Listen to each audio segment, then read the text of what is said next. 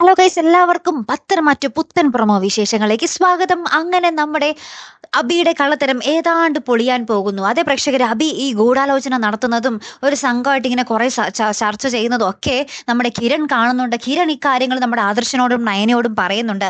ആ കുഞ്ഞിന് പിന്നാലെ, നമ്മുടെ ചന്തുമോൾക്ക് പിന്നാലെ നമ്മുടെ അബിക്ക് എന്തൊക്കെയോ ബന്ധം ഉണ്ട് എന്നുള്ളത് ഉറപ്പിച്ച് നമ്മുടെ കിരൺ പറയുന്നുണ്ട്.